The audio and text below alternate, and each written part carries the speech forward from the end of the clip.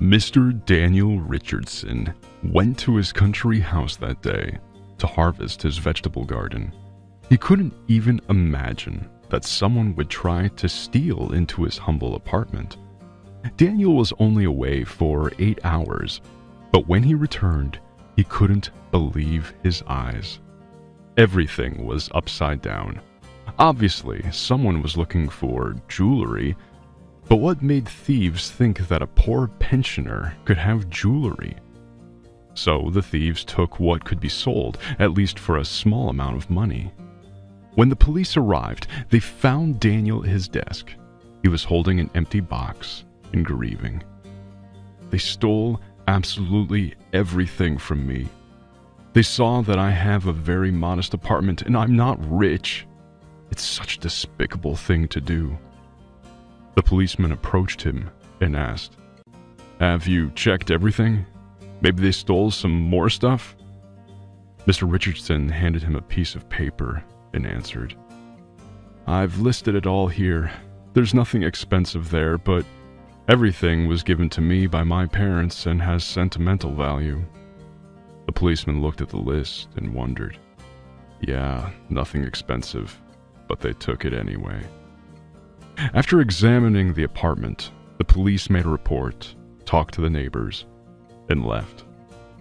Now all he could do was wait for the thieves to sell everything they had stolen. But Mr. Richardson did not believe the police could catch them. The stuff they stole from him was not expensive, and all the thieves could do was sell it at the flea market. The only way to catch them was to wait for them to bring the family jewels to the pawn shop. On top of everything else, Daniel had left his pension and savings at home. The whole month was ahead, and he hadn't even had time to buy groceries. An hour later, his neighbor, Mrs. Foreman, came to see him. "Daniel, when I found out about what just happened, I headed to you. I can't believe they robbed you in broad daylight. I was only away for 2 hours.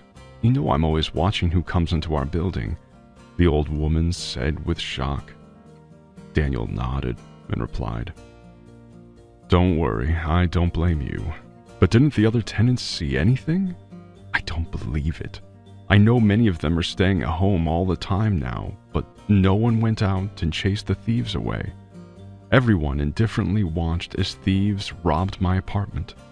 How should I survive now? They stole all the money." She looked at him, feeling sorry, but couldn't help him. Mr. Richardson sat down in a chair and said, "I'm going back to the country house. At least I have some food supplies there. I have some money left to buy bread, and then I'll figure something out." But Mrs. Foreman stopped him. "Wait. The police will be trying to find the thieves. Maybe they'll catch them, and they'll need you to identify them. What will you do if you run out of money? Are you going to walk to the city from the countryside? You won't even be able to buy a bus ticket," the woman asked. The pensioner did not think about it.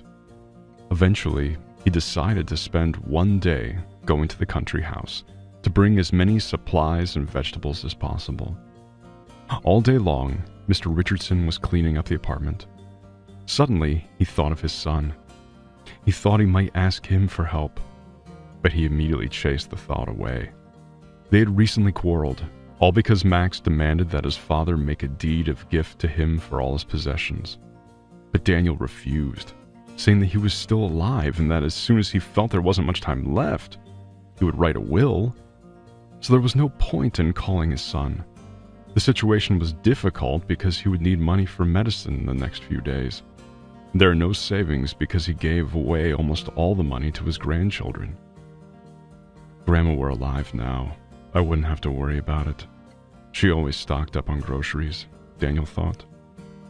Mrs. Foreman called Max, secretly, from Mr. Richardson, to tell him that someone robbed his father's apartment.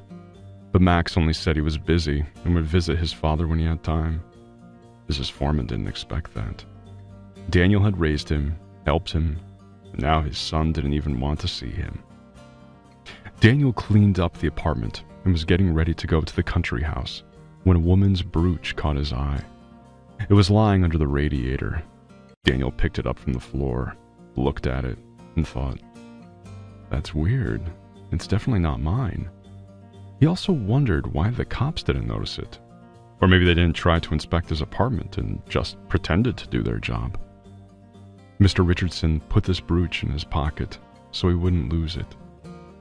He spent 2 days at the country house, packing food supplies. It was good that one of his neighbors had a car and offered to drive Daniel to the city.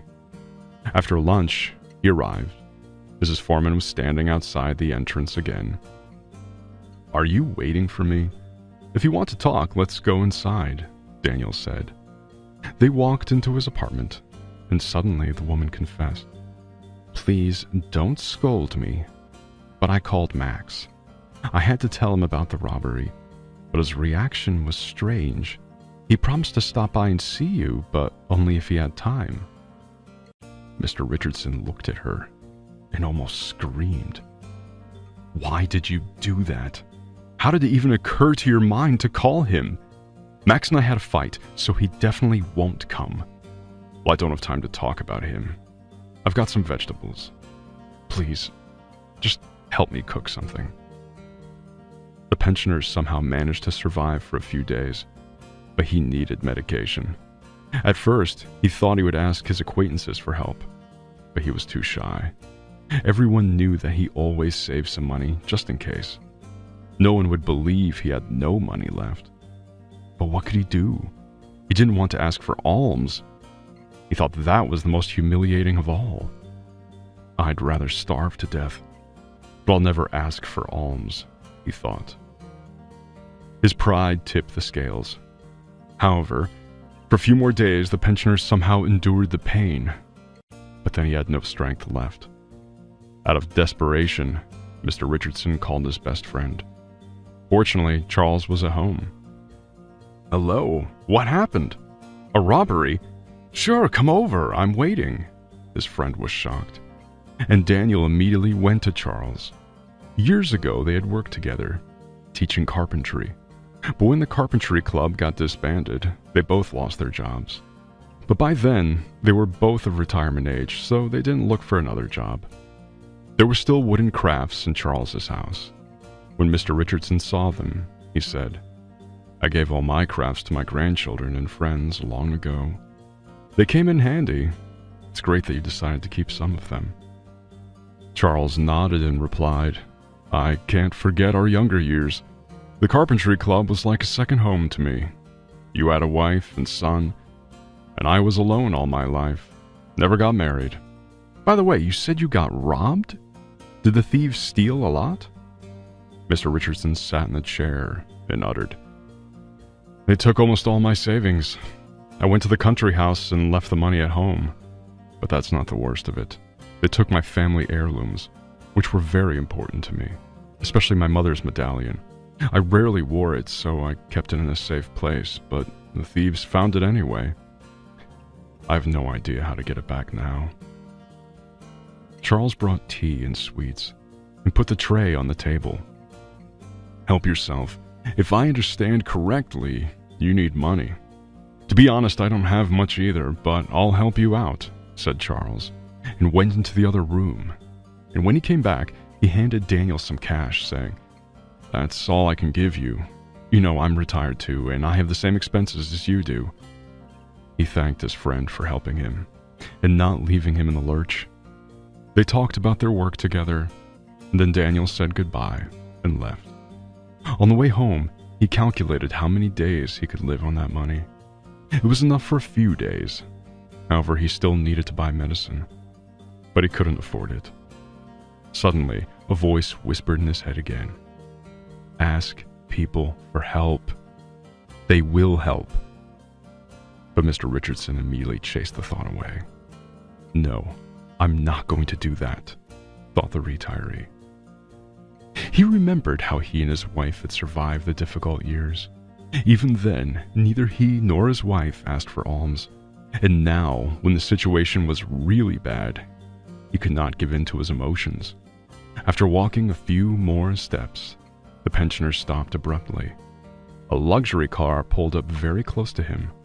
A man wearing an expensive suit got out of that car and said hello. "Mr. Richardson, don't you recognize me? It's me, Bradley, your former student." Daniel looked closer, but still couldn't recognize him. "I'm sorry, mister, but I'm long retired, and I can't remember all my students." Bradley stood for a while, scratching his head, and then he remembered.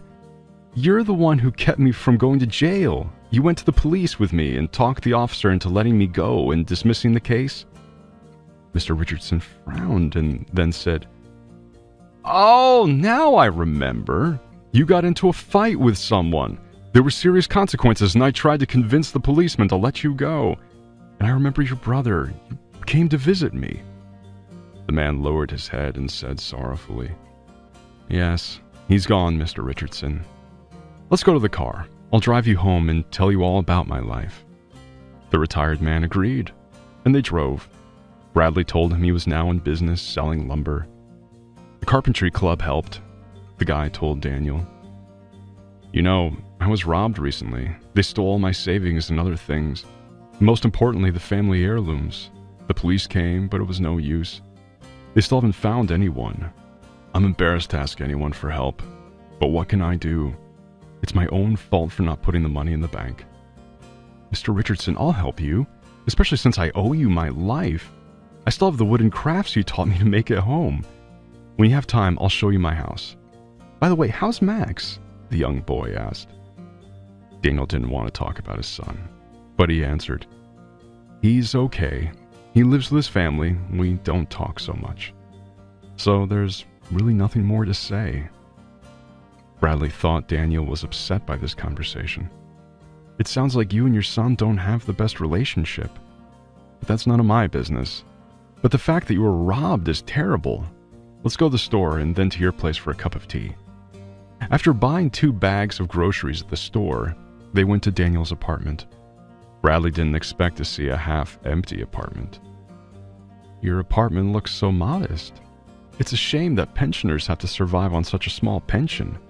You spent more than 30 years raising ordinary kids and helping them become real men. And now you can't afford a normal life."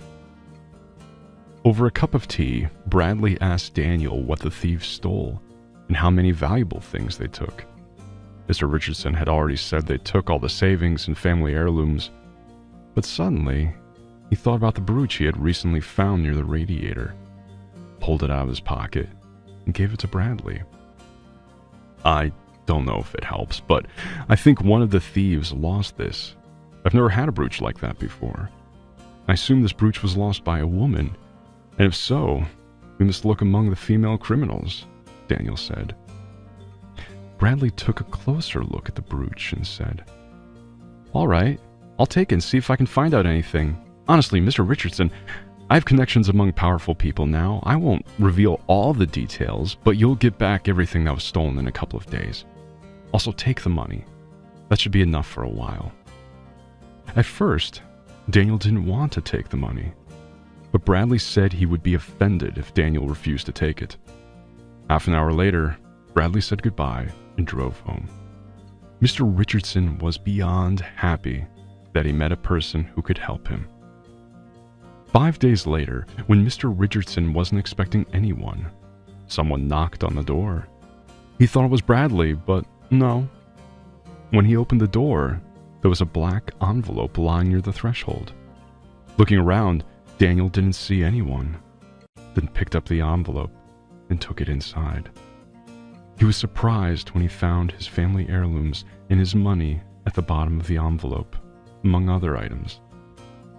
It turns out that Bradley wasn't lying about his connections. He really managed to find the stolen items. Years ago, Daniel kept him from going to jail. And now the grateful man punished the thieves and got almost all the stuff back. After that incident, Bradley often visited Daniel and bought him goodies. The old man was very grateful to the guy who had helped him in a difficult situation. They had long conversations over tea, and several times they even went to Daniel's country house, where they went fishing on the pond.